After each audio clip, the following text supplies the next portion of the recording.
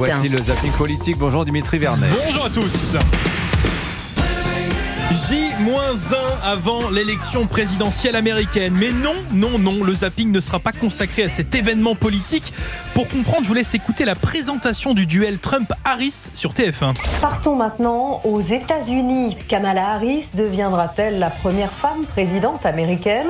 Donald Trump sera-t-il réélu en ayant fait de l'insulte son principal argument de campagne ? Voilà comment résumer le traitement médiatique français de cette élection. Inutile d'aller plus loin.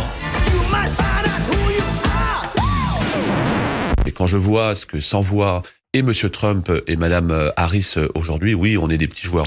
Retour en France donc avec, vous l'avez reconnu, le député macroniste Carl Olive. Il était l'invité de Radio J hier pour une interview long format ou plutôt un podcast révision des différentes expressions françaises. D'abord dire que c'est très facile de donner l'arrivée du tiercé après la course, sans quoi il viendra plus piper les dés qu'autre chose. Et on mettra une pièce dans le jukebox. Moi, je ne veux pas faire Philippe Noiret dans le vieux fusil avec un gros bazooka là. Je pense qu'on peut pas se pincer le nez, se mettre un beau fouloir à jouer à Colamaillard là, et puis regarder à côté. C'est pas possible ça. Et on sera à la foire à l'oignon, on aura que nos yeux pour pleurer. Jean-Michel Expression qui, à force d'utiliser des proverbes, commence à s'emmêler les pinceaux.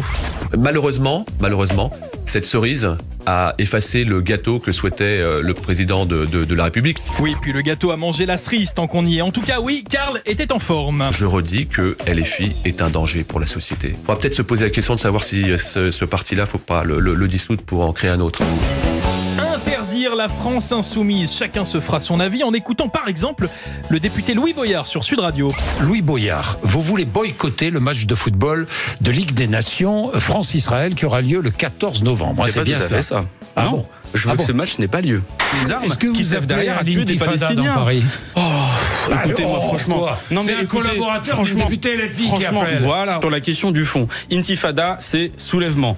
Soulèvement, vous pouvez l'appeler comme vous voulez. Oui, par exemple, les gilets jaunes. Voilà. Les gilets jaunes, c'était un soulèvement. Oui, sacré loulou qui semble avoir découvert le principe d'une interview politique. On devait parler des lycéens, de la santé mentale, de la détresse des lycéens. Qui oui. Bah, écoutez, le on, c'est qui? Bah écoutez, je pense nous. Oui, je pense nous. Ça aurait pu être une bonne chose. Parce que vous savez, c'est moi qui choisis les questions.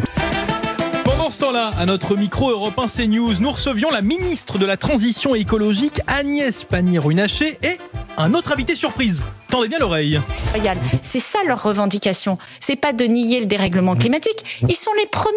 Les jeunes qui rentrent aujourd'hui dans le métier, donnez-nous la possibilité de reprendre la géopolitique internationale et que si l'Ukraine tombe, la question qui se posera, c'est quel est le pays d'après. Attention, vous avez une mouche qui est en train de vous attaquer.